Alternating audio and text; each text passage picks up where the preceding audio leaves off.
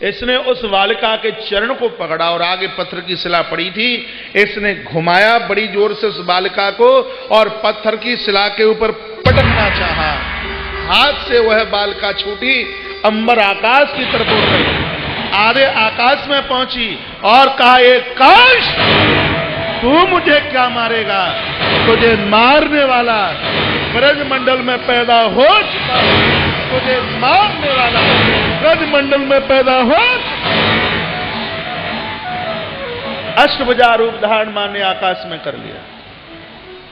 कंस घबरा गया और मां की यह दिव्य ज्योत जिस स्थान पर गिरी वह स्थान आज विंध्याचल पर्वत पर माता विंध्यवासिनी के नाम से जाना जाता है। श्रीमद् देवी भागवत में ऐसा लिखा है। कभी आप प्रयाग और काशी के बीच की तरफ आप निकलें, बनारस और इलाहाबाद के बीच में, तो ठीक बीचा बीच एक बनारस से भी स्थान 60 किलोमीटर ही है और आप प्रयाग इलाहाबाद से जाओगे तो भी यह स्थान 60 ही किलोमीटर है। ठीक बीचा बीच में माता विंध्यवासिनी आज जगत कल्याण करने के लिए विराजित है। कंस घबरा गया। मैंने अपने काल को जीतने की इतनी कोशिश की और फिर भी मैं सक्षम नहीं हो पाया। रो पड़ा, कहता है कि अहो भगिनी यो भामा मया वावत पापमना, बहन मैं पापी हूं, मैंने तेरे निरपराध बच्चों को मारा, बहुत बड़ी गलती की है, लेकिन तुम साधु हो, मुझे माफ कर दो। क्षमद्दम ममदौरात्म साधवो दीन वत्सला, आप साधु हैं, मैं दीन भाव से आपसे माफी मांगता हूं, मुझे क्षमा कर दो। एक क्षण में माता देवकी ने अपने भाई को माफ कर दिया। बहन वह है जो अपने भाई के करोड़ों करोड़ों अपराधों को माफ कर दे, लाख नहीं करोड़। भाइयों से गुस्सा ना होना, क्योंकि गलती छोटों से हो जाती है। क्षमा के ऊपर अधिकार बड़ों का है। बहन भले ही भाई से 10 साल छोटी क्यों ना हो, फिर भी वह भाई से बड़ी है, क्योंकि वह पूज्य है। भाई सदैव उसके पांव छूता है, पांव पूजता है। क्षमा बड़न को चाहिए, छोटन को उत्पात, कहा रही महर को घट्यो सो भृगु मारी लाल। महानता इसमें है क्षमा करने का गुण हो। शायद कंस जैसा तो भाई दुनिया में किसी बहन को न मिलेगा, भगवान करे मिले भी नहीं। एक क्षण में माफ कर दिया, क्षमा कर दिया। कारागृह से वसुदेव और देवकी को बाहर किया गया। तत्पश्चात कंस अपने अनुयायियों के मध्य में आया और आकर उसने पूरी बात बताई कि ऐसा ऐसा हुआ। कंस को जो सलाह देने वाले लोग हैं वह बढ़िया नहीं है। हम प्राय प्रवचन में कहते हैं, आप किसी के बहुत दाएं हाथ बन करके जी रहे हो। यदि किसी व्यक्ति का कोई काम आपके बिना नहीं चलता, आप उसके परामर्शदाता हैं, उसकी मालकी, उसका खजाना, उसका लेखा जोखा और पूरा खर्च करने का काम आपकी जिम्मेवारी में है। तो आप चापलूसी मत कीजिए, मक्खन मत लगाइए, डंके की चोट बात, बढ़िया बात कीजिए, अच्छी बात कीजिए, उसमें कोई स्वार्थ भरी बात ना हो, उसमें अपना कोई स्वार्थ सिद्ध ना किया जा रहा। सलाह देने वाला सचिव जिसको कहते हैं, एक वैद्य यानी डॉक्टर और एक ये गुरु लोग, संत लोग, यदि समाज में तीनों के तीनों चापलूस बन गए तो पूरा का पूरा समाज खत्म हो जाएगा। इसलिए गुरुओं को चाहिए कि शिष्य के सामने आईना जैसी बात करे। आईना जानते हैं? आईना बंगाली शब्द है ये भी, आईना, आईना, दर्पण। आप 16 साल के हैं तो दर्पण यही कहेगा कि तुम 16 के ही हो, और आप 80 के हो तो दर्पण ये नहीं कहने वाला कभी तुम 20 के हो। क्लियर बात करता है। तो गुरुजनों का जीवन भी बिल्कुल आईना, दर्पण की तरह होना चाहिए। क्लियर बात करें। यदि यहां वैद्य डॉक्टर लोग बैठे हों मोटी फीस के लिए ये ना कह दें कि मरीज को चाहे 100 खा लो, हाँ हमें तो फीस चाहिए, पैसा चाहिए, और उसको बोल देंगे नहीं जो तुम्हारा मन करे, हाँ डायबिटीज है कोई दिक्कत नहीं होती, वो मीठे से कोई फर्क नहीं पड़ता, आपका ब्लड प्रेशर ऊपर नीचे होता है, खूब नमकीन खाओ, कुछ भी ऐसा कुछ नहीं होता, तो देखो गड़बड़ नहीं हो जाएगा। वैद, गुरु और सलाह देने वाला सचिव यदि है तीनों के तीनों चापलूस हो गए तो समाज खत्म हो जाएगा। प्रमाण दे रहा हूं, रामचरितमानस सुंदरकांड दोहा नंबर 37, अपने अपने घर जाके देख लेना। वहां स्पष्ट बाबा तुलसी ने कहा कि सचिव वेद गुरु तीन जो प्रिय बोलई भय आस। डॉक्टर कमल, सचिव वेद गुरु तीन जो प्रिय बोले भय आस, राज धर्म तनु तीन करी होई बेगही नास। सचिव, वेद और गुरु यदि यह कोई स्वार्थ भरी बात करे या भय भीत होकर के बात करे तो समाज समाप्त हो जाए। कंस को सलाह देने वाले लोग अच्छे नहीं है, बढ़िया नहीं है। क्या कहने लगे, हे महाराज सनातन धर्म को हम समाप्त कर देंगे तो नारायण की ताकत ही खत्म हो जाएगी, और नारायण की ताकत खत्म हो गई तो फिर तो बोलबाला आपका होगा। आज हमारे सनातन धर्म को समाप्त करने के लिए कितनी ताकतें लगी हैं, शायद आपको नहीं पता होगा इस बात। जिस धर्म में आपके पूर्वजों का जन्म हुआ है उस धर्म को तिलांजलि मत देना। जिन देवताओं को आपके पुरखों ने पूजा है उन देवताओं को तिलांजलि मत देना। जिन देवों का पूजन आपके पुरखे करते आए, आपके माता पिता करते आए, उनको आप पूजते रहना। उस धर्म में आप अपनी जिंदगी जीते रहना। किसी के बहकावे में आकर अपने देवों को, अपने धर्म को कहीं छोड़ मत देना। गीता कहती है अपने धर्म में मर जाना स्वाभिमान है, और किसी के कहने से किसी और के धर्म को स्वीकार कर लेना ये एक बहुत बड़ी कायरता है, बहुत बड़ी कायरता। मैं अपने व्यासपीठ से मैंने आज तक कभी किसी के धर्म की बुराई नहीं की। ये पिछले 5 दिन से आप मुझे सुन ही रहे हैं यहां से। मैं सब धर्मों का मान करता हूं, लेकिन फिर हमारे सनातन धर्म की कोई बुराई करता है तो मुझे बहुत बुरा लगता है। हमारे सनातन धर्म को नीचा दिखाने के लिए इतनी कोशिशें की जा रही हैं। अपने धर्म के ऊपर अड़ग रहना। हमारे लिए हमारा धर्म सर्वोच्च है, किसी के बहकावे में नहीं आना।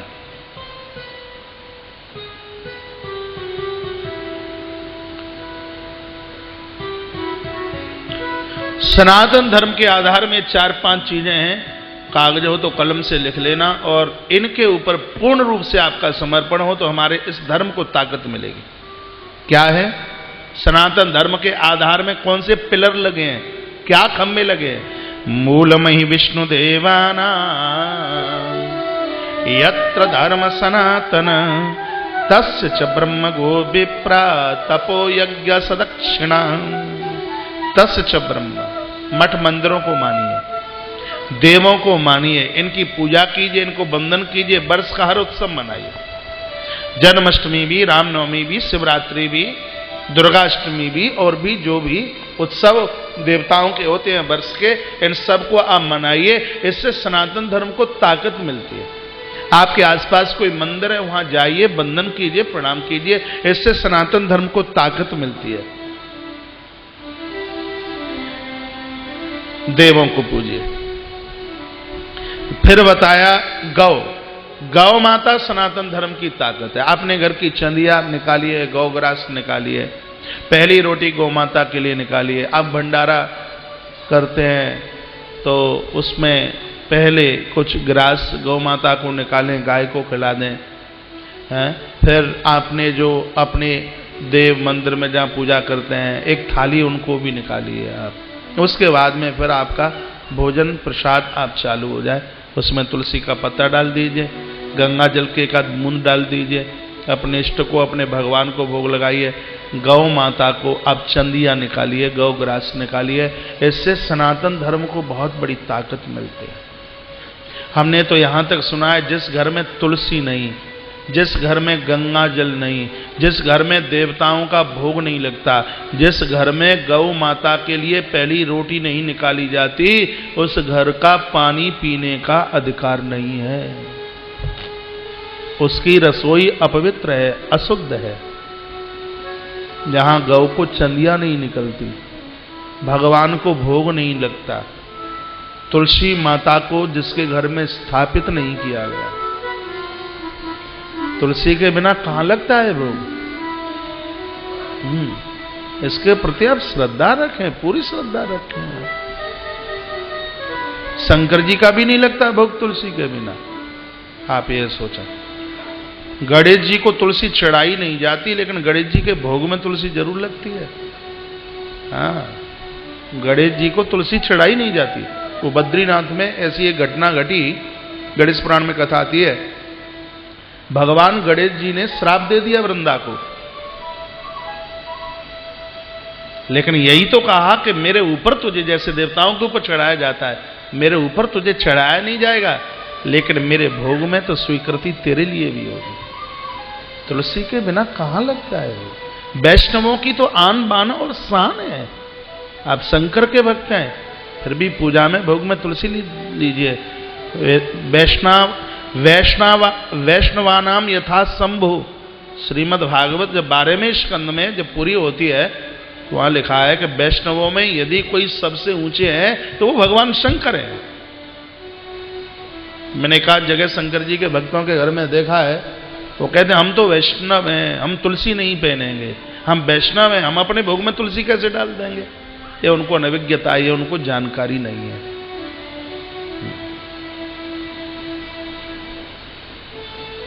गौ माता सनातन धर्म के आधार में है।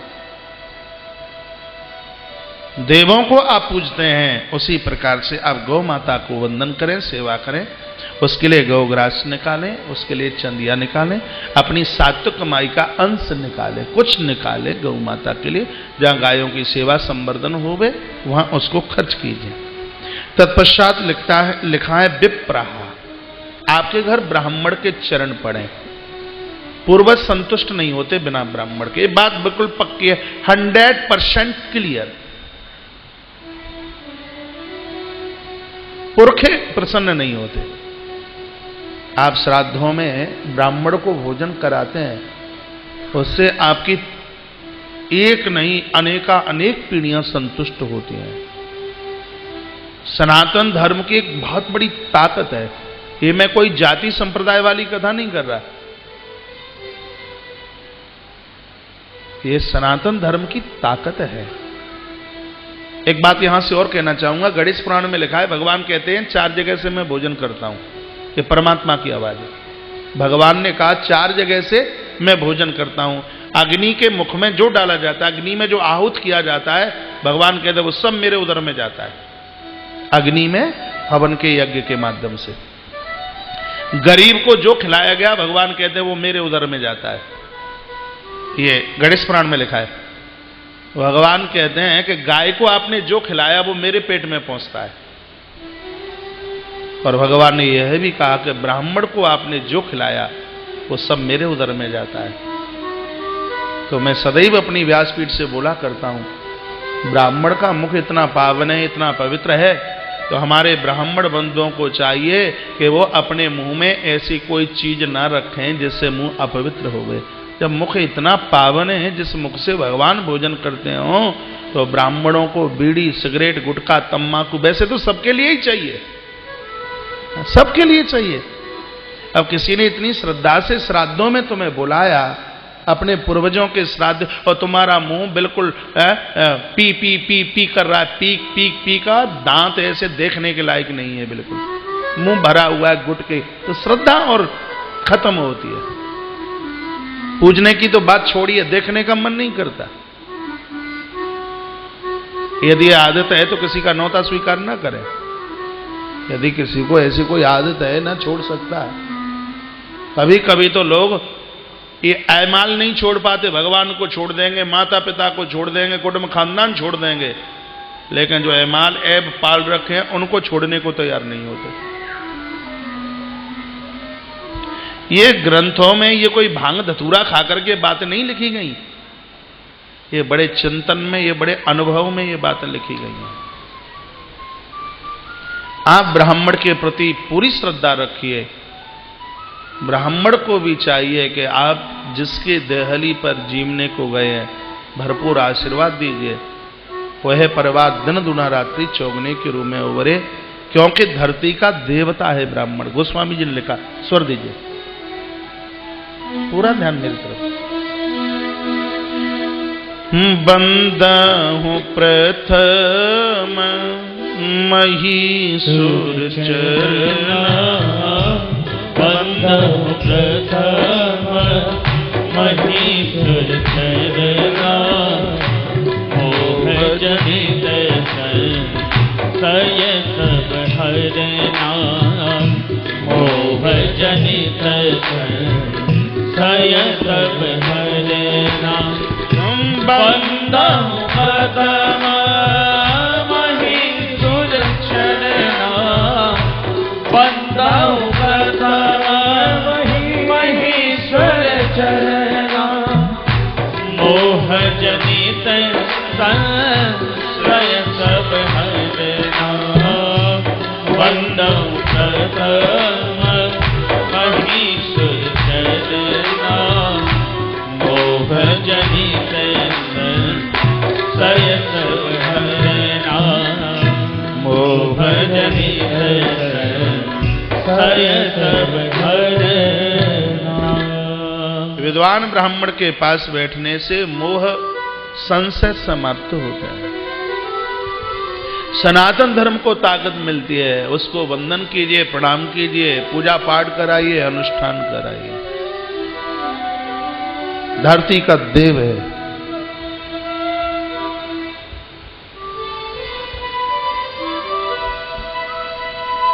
ब्राह्मण सनातन धर्म की बहुत बड़ी ताकत है ब्राह्मण। अगला सूत्र बताया तपो। आप जप करते हैं हाथ में माला लेकर के, इससे सनातन धर्म को ताकत मिलती है, तत्काल शांति मिलती है जप करने से। जप करने की एक विधि है।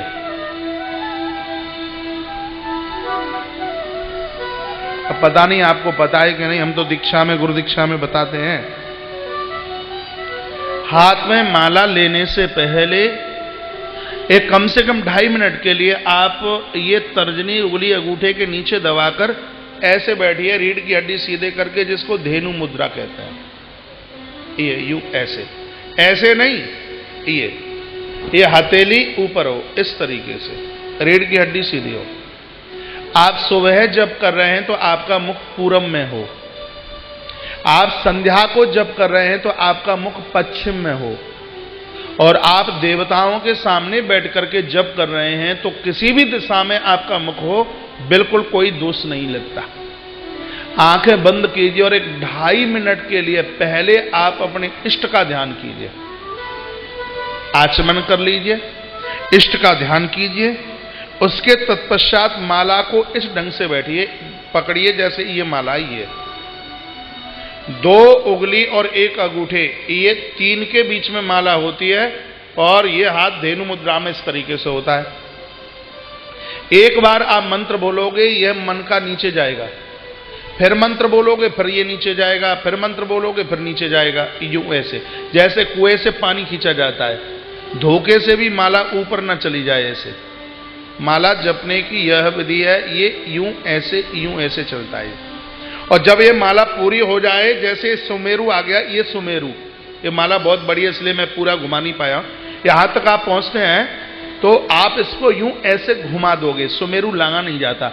एक बात का और ध्यान रखना है, पहनने वाली माला से जप नहीं होता, और जप करने वाली माला को कभी पहना नहीं जाता। जो जप करने वाली माला होती है तो 2 मनकों के बीच में गैप होता है, दोनों मन के आपस में चिपके नहीं होते। दोनों में गैप होता है, ये उसकी विशेषता होती है। आप सबके बीच में जप कर रहे हैं तो भले ही माला खुली, तो भले ही आप अकेले में जप कर रहे हैं तो भले ही माला खुली हो, लेकिन आप सबके बीच में यदि आप जप कर रहे हैं तो माला ढकी हुई होनी चाहिए। उसके ऊपर वस्त्र डालिए, उसको गोमुखी में रखिए, सबके बीच में आपकी माला किसी को दिखनी नहीं चाहिए। ऐसी इसकी विधि बताई है जप की। इससे सनातन धर्म को ताकत मिलती है। तब इसके द्वारा इंद्रियां बस में होती हैं, इसके द्वारा मन एकाग्रचित्त होता है, मन की जो खटपटाहट है, उछल कूद है, वो दौड़ है उसकी, वो शांत हो जाती है। सनातन धर्म की ताकत है। तत्पश्चात कहा यज्ञ। अगला सूत्र यज्ञ। यज्ञ वही विष्णु, यज्ञ साक्षात भगवान का रूप है। यज्ञ के प्रति पूरी श्रद्धा रखिए। ये इतना बड़ा आयोजन हो रहा है, यदि यज्ञ के समापन पर, इस आयोजन के समापन पर दो चीजें नहीं हुई तो इस आयोजन से आपको विचार तो मिल सकते हैं लेकिन पुण्य नहीं मिल सकता। दो चीजें हैं इसमें, एक है यज्ञ में आहुति स्वाहा और दूसरी चीज है 12 ब्राह्मणों को भोजन। यहां लाख लोगों को भोजन करा दें। भागवत के 12 स्कंद हैं, इसलिए लिखा है द्वादशान ब्राह्मणान मधुपाय सही, 12 ब्राह्मणों को भोजन। और आयोजन में किसी भी प्रकार की कोई त्रुटि हुई हो उसके प्रायश्चित के लिए यज्ञ, यजन। जहां यज्ञ होता है वहां भगवान आते हैं। राजा बलि ने यज्ञ किया, कल आप सुन रहे थे, भगवान वामन पधारे। यहां तक कि कंस ने यज्ञ किया, कृष्ण आए। महाराज जनक ने यज्ञ किया, प्रभु राम आए। जहां यज्ञ हो और वहां परमात्मा ना आवे, ऐसा हो ही नहीं सकता। जप करने से स्वयं का कल्याण होता है और यज्ञ का धुआं जहां जहां तक पहुंचता है वहां पूरी समष्टि का कल्याण होता है। यज्ञ का बहुत बड़ा प्रभाव है। महीने में, 15 दिन में, 8 दिन में, 4 दिन में बन जाए तो रोज आपके घर में यज्ञ का धुआं होता रहे। ये घी खाने में फायदा नहीं करता, ये जलाने में फायदा करता है। यज्ञ की सामग्री जलाने में बहुत फायदा करती है। इससे सनातन धर्म को ताकत मिलती है। यज्ञ। और बाद में कहा है दक्षिणा। घर में बेटी आती है, खाली हाथ ना जाए। बहू पियर जाती है, खाली हाथ ना जाए। आपके यहां संत ब्राह्मण आते हैं, खाली हाथ ना जाए। आप किसी को 10 रुपया दे रहे हैं, आपने दान दिया, उसके ऊपर एक और लगा दिया है तो वो उसके साथ में दक्षिणा बन गई। 10 से ज्यादा महत्व तो 11 का है, 20 से ज्यादा महत्व तो 21 का है, 100 से ज्यादा महत्व तो 101 का है। उसके जो ऊपर लगा है वो दक्षिणा है। दक्षिणा चुकाने के लिए तो हरिश्चंद्र 60 भार तोला, वो दक्षिणा ही तो थी। दान में तो अयोध्या का राजपाट दे दिया, लेकिन दक्षिणा वंचित थी।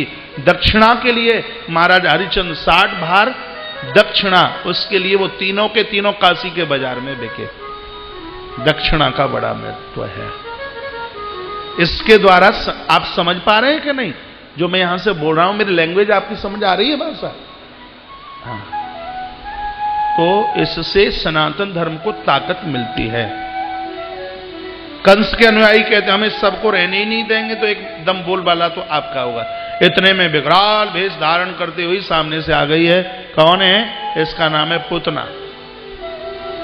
पूतना आई।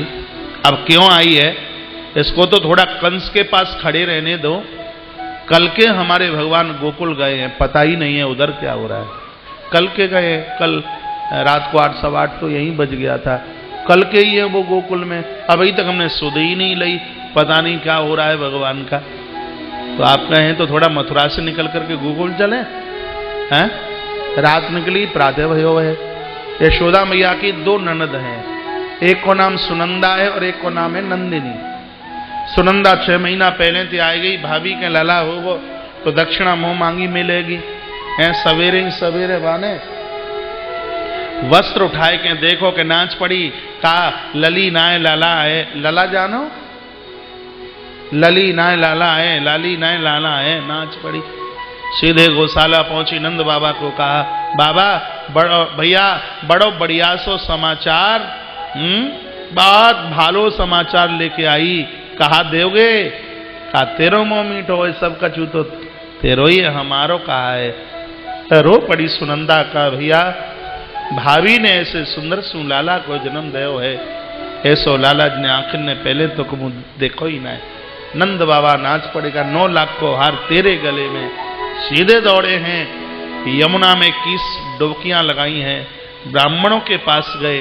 ब्राह्मण लोग महाराज स्वस्थ वाचन का पाठ करते हुए आए हैं।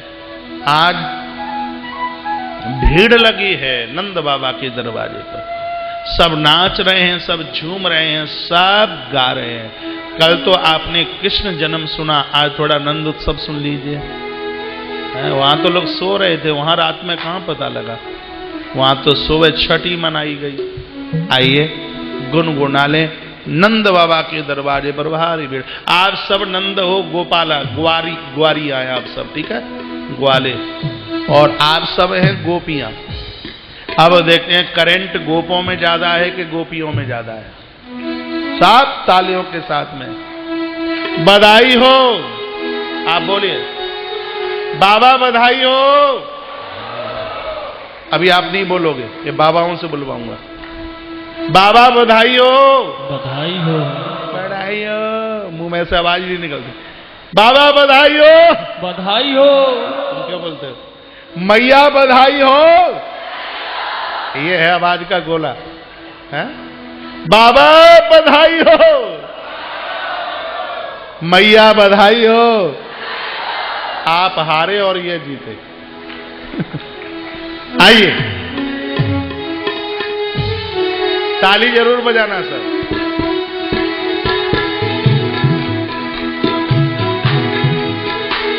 इनकी आवाज इसलिए ज्यादा है, पता है, पश्चिम बंगाल में सरकार इन्हीं की है। प्यार से कहो जय श्री राधे, हर बोल जय दो।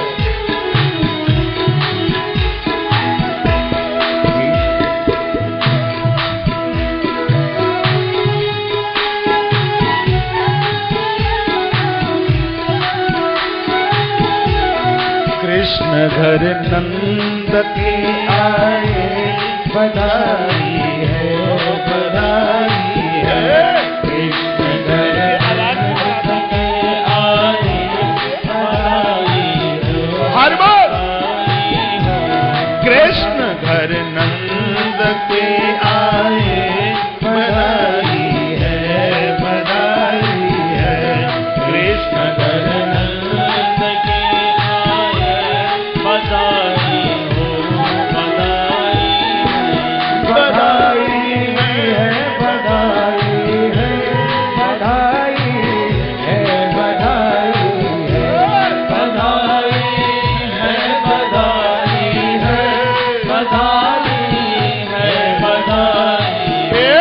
कृष्ण घर नंद के आए, बधाई है, बधाई है। कृष्ण घर नंद के आए, बधाई है, बधाई है।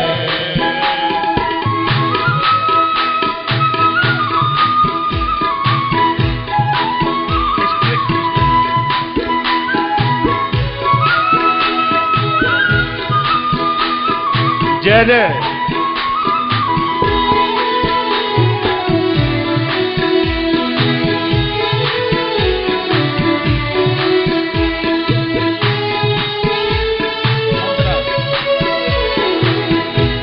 खबर जब जन्म की पाई, गोपियां दौड़ कर आई।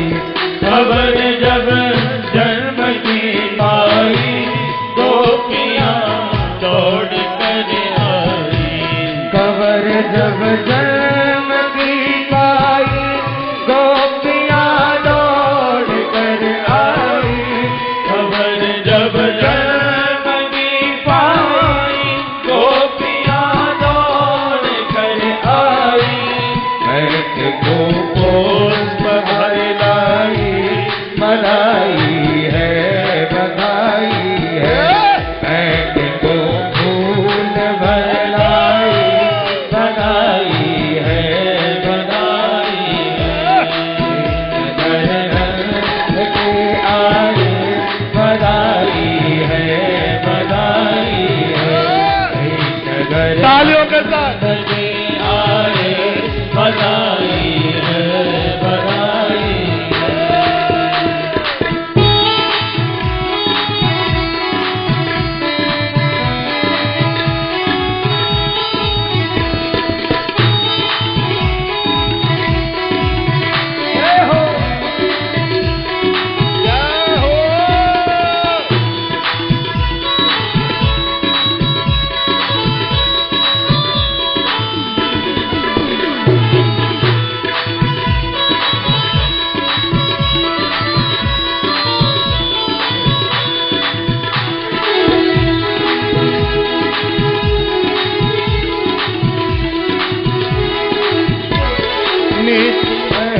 वेद है गाई शारदा शेष तक जाई।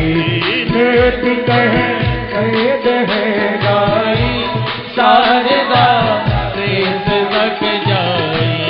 वेद कहे वेद है गाई शारदा शेष तक जाई।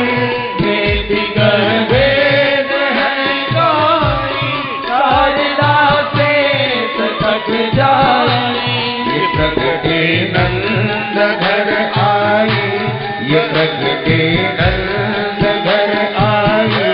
बधाई है बधाई है श्रीनगर नंद के आए।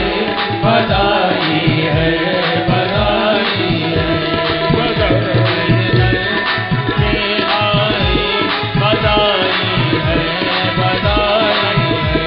बधाई कृष्ण घर नंद के आए। बधाई है बधाई है कृष्ण घर नंद के आए। बधाई है बधाई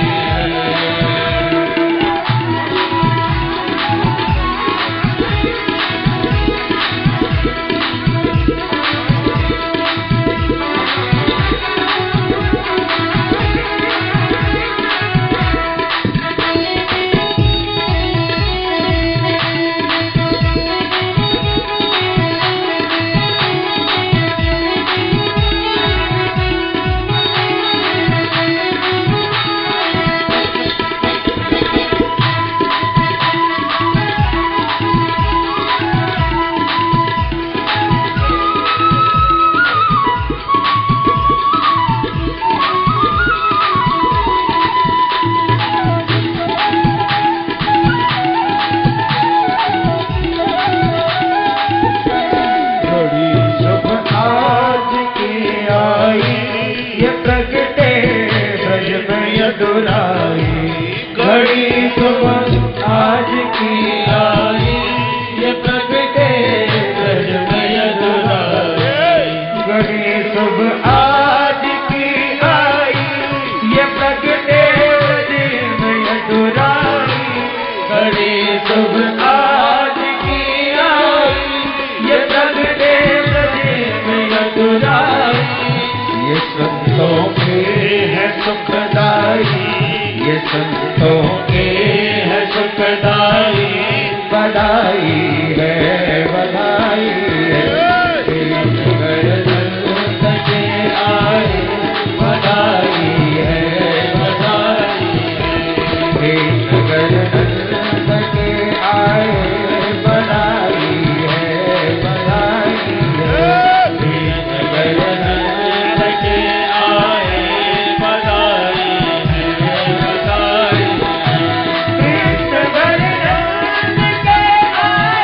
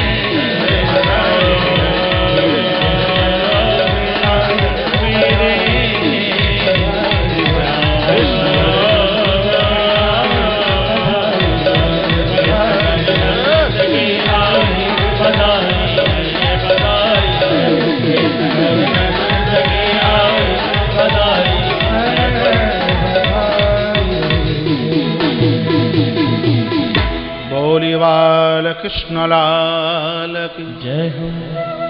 जैसे ही कथा के दिन कम रहते जा रहे हैं और आप करंट में आते जा रहे हैं, यह लग रहा है कि कथा तो आज कल से ही शुरू हुई है और धीमे धीमे सब दिन हाथ से निकल गए।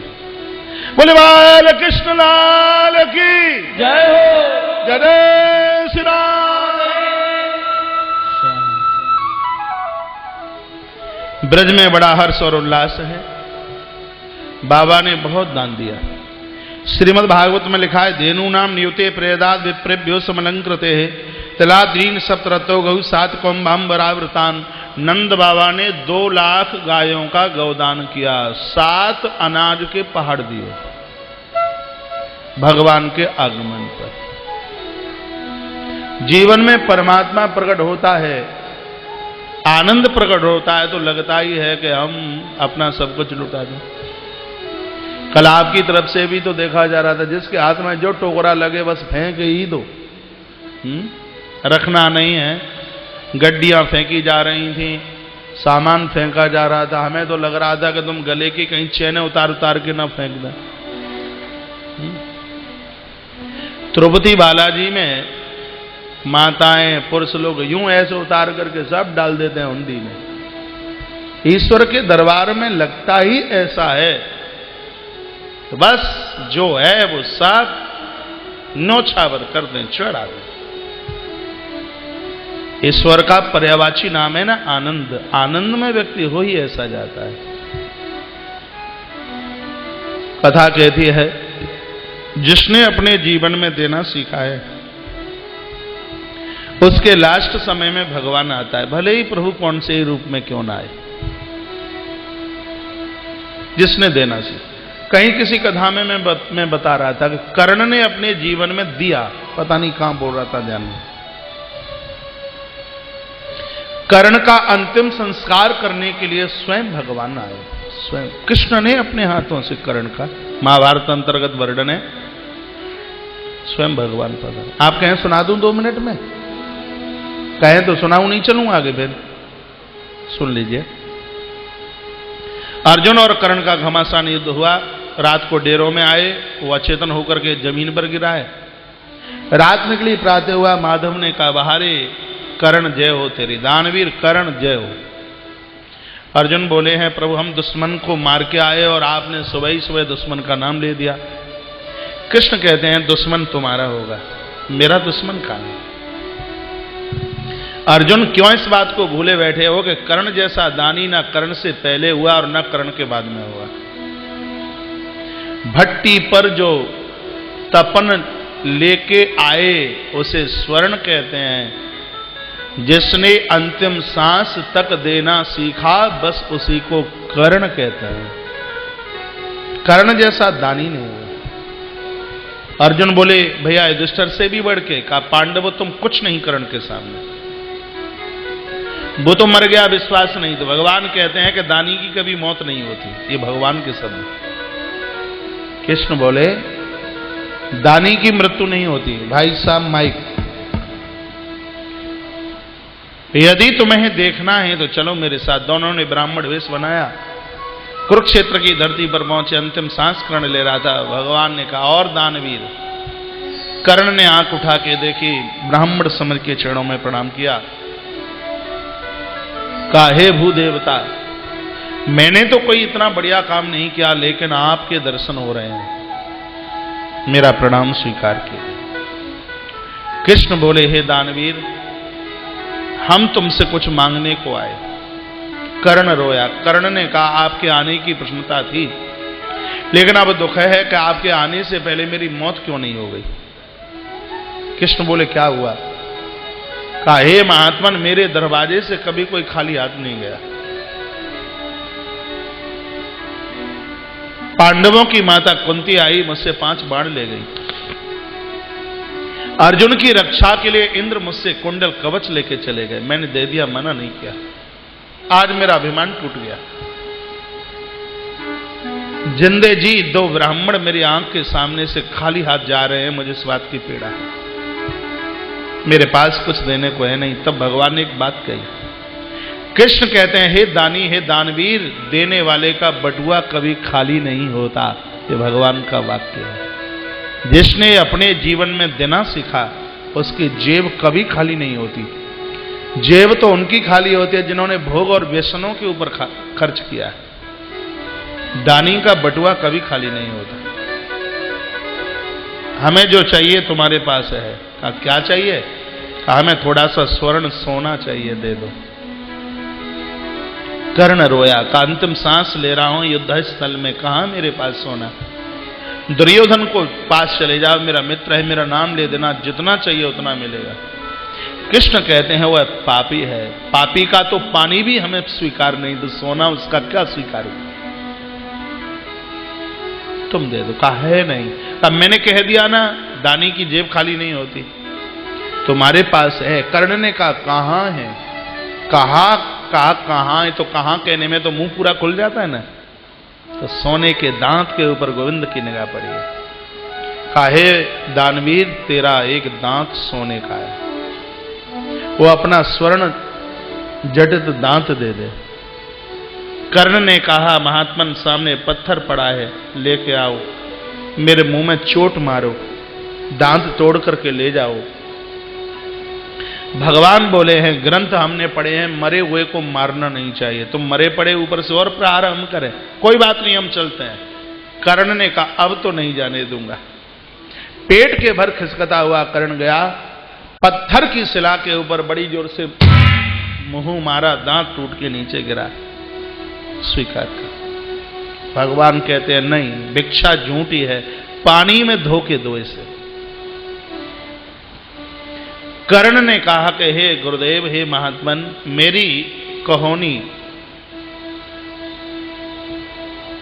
बाजू कहोनी से और मेरी टांगें घुटने से कटी, चल नहीं सकता। कोई बात नहीं, हम जाते हैं। कर नहीं। थोड़ी दूरी पर इसके गुरुदेव परशुराम महाराज का दिया हुआ धनुष बाण पड़ा हुआ था, तर्कस का बाण। यह हिंदुस्तान का वीर पेट के भर खिसकता हुआ गया अपने धनुष के पास तक। इसने घुटने से तो धनुष को दबाया, बाण लगा करके होठों से खींच दी प्रतिंचा, और ऐसा मारा बाण के बाण जमीन पर लगा, महाराज धरती में से जल प्रकट हो गया, दांत धुला। कृष्ण को कहा स्वीकार कीजिए। भगवान ने दांत को लिया, अपनी छाती से लगाया, कहा अरे सूर्य पुत्र, आज से इस कुंड का नाम ही सूर्य कुंड होगा। भगवान बोले ग्रहण के समय पर जो लोग इस कुंड में आकर के स्नान करेंगे उसको अमोघ पुण्य मिलेगा, बहुत पुण्य मिलेगा। आज भी ग्रहण पड़ता है, लोग उस सूर्य कुंड में जाके स्नान करते हैं। कुरुक्षेत्र में आप गए हो, ना गए हो तो जरूर जाना, बड़ी दिव्य जगह है। तत्पश्चात भगवान कहते हैं हे दानी, अब तू मांग ले क्या चाहिए। तब कर्ण को लगा कि जो मुझसे मांग रहा था और वो देने को कहता है, संत तो नहीं है, ब्राह्मण नहीं है। इतने में अर्जुन के अंगूठे के ऊपर निगाह पड़ गई कर्ण की। कर्ण ने कहा बेश छिपा के आए हो, लगता है कोई क्षत्रिय हो, एक बार मैं देखूं तो सही कि मैंने दिया किसको है। अपने असली भेष में आइए। इतना कहा तो माता देवकी का लाल कृष्ण और माता कुंती का बेटा अर्जुन दोनों के दोनों कर्ण के सामने अपने भेष में खड़े हुए।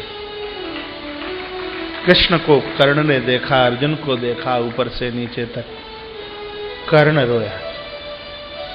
कर्ण ने कहा हे यादवेंद्र, हे जगतपति, हे जगत के देवता, मैंने बहुत अपराध किए।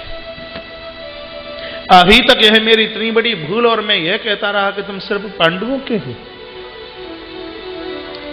हे गोपाल, इस राधे का, इस सूत पुत्र का प्रणाम स्वीकार कीजिए। माधव, मेरा प्रणाम स्वीकार।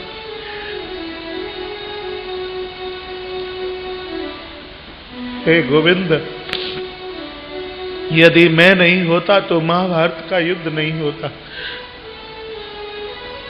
यदि मैं नहीं होता तो भरे युद्ध में निहत्था अभिमन्यु नहीं मारा जाता। हे कृष्ण, मुझे भले ही आप क्षमा कर दें, लेकिन मैं स्वयं को कभी क्षमा नहीं कर पाऊंगा। द्यूत कीड़ा के सदन में द्रौपदी को मैंने वैश्या कह करके पुकारा। ऐसी गलती मुझसे और फिर द्वारा कभी हो नहीं सकती। क्या माधव इस अपराधी को आप माफ कर दोगे? क्या क्षमा कर दोगे? केशव मुझे माफ कर दीजिए, क्षमा कर दीजिए। कर्ण अपनी गलती का एहसास करता है। भगवान कृष्ण कहते हैं, आकाश ऊपर नीचे जमी है दानी तेरा नाम चलेगा।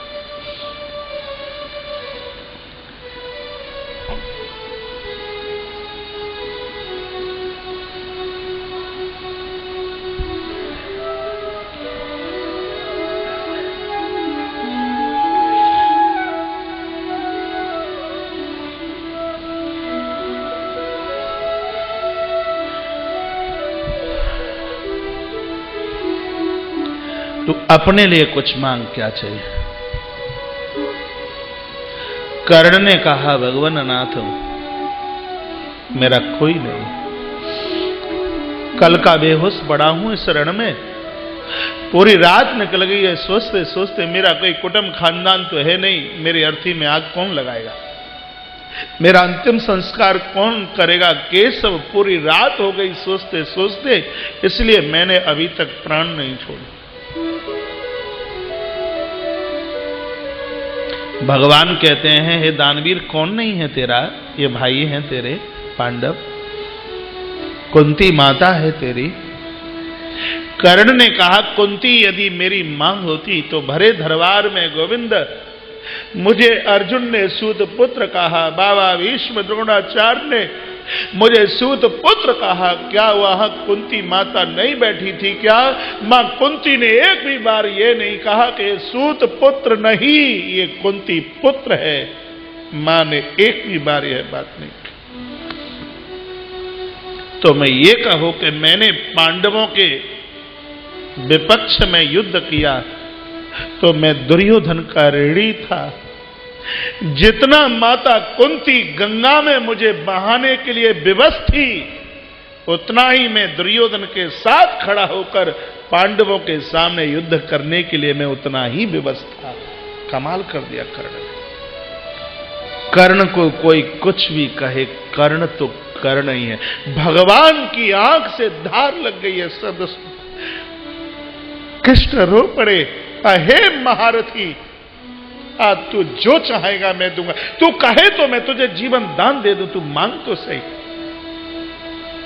कर्ण ने कहा, जीवन दान तो नहीं मांगता केशव, मांग मेरी यह है कि मेरा अंतिम संस्कार आपके हाथों से होना चाहिए। भगवान ने कहा, यह तो तुमने कुछ भी नहीं मांगा। कृष्ण कहते हैं, जिसने अपने जीवन में देना सीखा है कर्ण, उसका अंतिम संस्कार तो मैं ही करने के लिए आता हूं, भले ही मैं कौन से ही रूप में क्यों ना हूं। यह तो तुमने कुछ नहीं मांगा। यह तो तुम मुझसे नहीं मांगते तो भी तुम्हारा अंतिम संस्कार मेरे हाथों से ही होता, क्योंकि दानी का अंतिम संस्कार मेरे हाथों से होता है। भगवान बोले, और कुछ मांगिए। कर्ण ने कहा, तो गोविंद मेरा अंतिम संस्कार ऐसी जगह हो जो सौभाग्य किसी को प्राप्त न हुआ हो। भगवान ने कहा, यह बात मानी। उसी समय भगवान ने अपना वरदहस्त दाहिना हाथ आगे किया, बाएं हाथ से कर्ण के शरीर को भगवान ने अपने हाथ के ऊपर लेटाया। गोविंद का हाथ आज इतना लंबा चौड़ा हो गया, कर्ण को अपने दाहिने हाथ के ऊपर रखा। कृष्ण की आंख से ऐसी ज्योत निकली कि भगवान श्री कृष्ण के दाहिने हाथ के ऊपर कर्ण का शरीर जल करके मारा राख हो गया। आकाश से धुंधलियां फूलों की वृष्टि, जय जयकार की आवाज हो रही। यह मृत्यु है देने वालों की। जिसने अपने जीवन में देना सीखा उसका अंतिम संस्कार प्रभु करते हैं, भले ही भगवान कौन से ही रूप में क्यों न चल करके आवे। इसलिए बंधुओं, धन की पहली गति यही है कि उसको अच्छी जगह खर्च कर लिया जाए। आपके पास पैसा है, यह भगवत कृपा नहीं। आपके पास पैसा आया और उस पैसे के द्वारा अच्छा कार्य किया गया, यह भगवान की कृपा है। रामायण के उत्तरकांड में गोस्वामी तुलसीदास जी महाराज दोहा नंबर 126 के नीचे लिखते हैं, मानस दोहा नंबर 126 और उसके नीचे की सेकंड नंबर की चौपाई है, दूसरे नंबर की। सोधन धन्य प्रथम गति जागी, सोधन धन्य प्रथम गति जागी, धन्य पुण्य रति मति सोई पाके, धन्य पुण्य रति मति सोई पाके। गाइए। सोधन धन्य प्रथम गति जागी, सोधन धन्य प्रथम गति जागी, धन्य पुण्य रति मति सोई पाके, धन्य पुण्य। हाथ बांध के ना बैठे, हाथ खोल के। सोधन धन्य प्रथम गति जागी, सोधन धन्य प्रथम गति जागी, धन्य पुण्य रति मति सोई पाके। बोले बाल कृष्ण लाल जय हो। धन की यह पहली, धन की यह पहली गति। वहीं प्रसंग में लौट करके आइए, दान नंद बाबा ने बहुत दिया। मामा जी बैठे रहिए, बाद में जिसकी चाबी खो गई वो ले लेना बाद में, ठीक है? बैठ रहिएगा, खड़ना होना। नंद बाबा ने बहुत दान दिया। नंदो महामनास्तभ्यो बासोलंकार गोधनम। कितने वस्त्र दिए, कितना सोना चांदी दिया, गिनती नहीं की जा सकती। गौदान 2 लाख लिखा है, इतना नंद बाबा ने दिया। बड़ा आनंद आ रहा है इस महा उत्सव में, आनंद, भारी आनंद आया। इतने में कंस के द्वारा भेजी गई पूतना 16 श्रृंगार करती हुई, 16 श्रृंगार करती हुई एक भगवान को मारने की इच्छा से चली है पूतना। पहले आप पूतना का अर्थ समझ लें तो अच्छा होगा। पूतना किसे कहते हैं? पूतान्ना अपि पूतना। पूत माने पवित्र, ना माने नहीं। जो लोग अपने जीवन में पवित्र नहीं हैं उन्हें पूतना वासना मारती है। इसलिए हम और आप सब लोग अपनी 3 चीजों को पवित्र करें। ये 3 पवित्र हैं तो आप पवित्र हैं, 3 अशुद्ध हैं तो ये हम अशुद्ध हैं।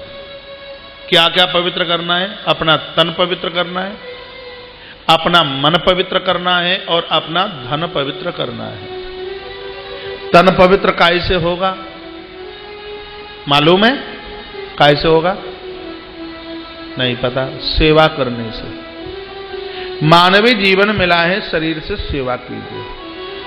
सेवा लेने की कोशिश कम कीजिए। सेवा, जो लोग भरी युवानी में सेवा करते हैं, वृद्धावस्था में उनको किसी से 1 गिलास पानी भी नहीं मांगना पड़ता।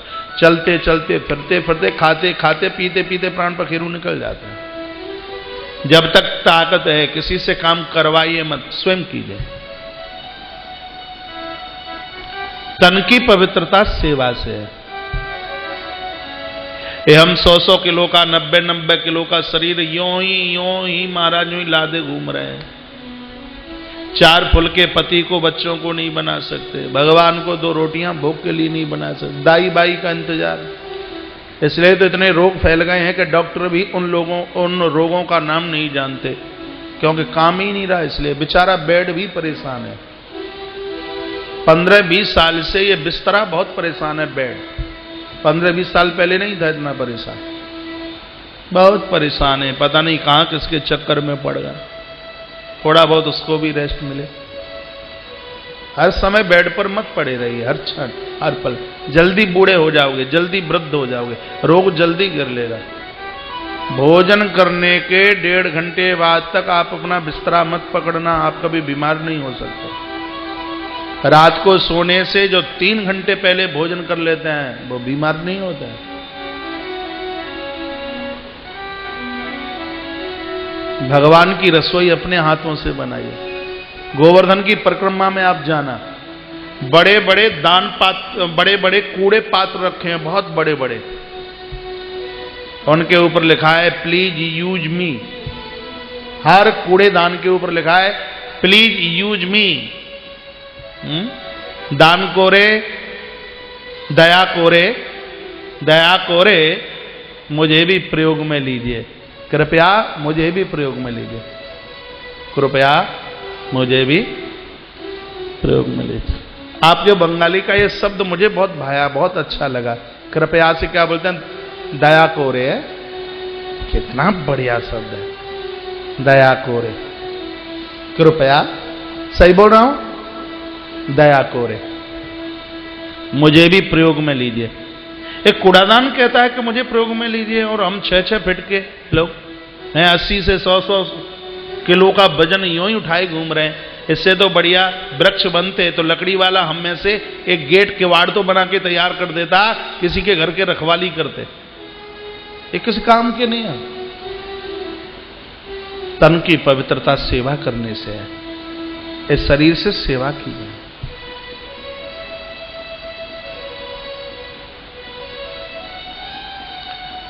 मन की पवित्रता भजन करने से, माला घुमाने से, बढ़िया विचार रखने से। क्रोध किनको आता है?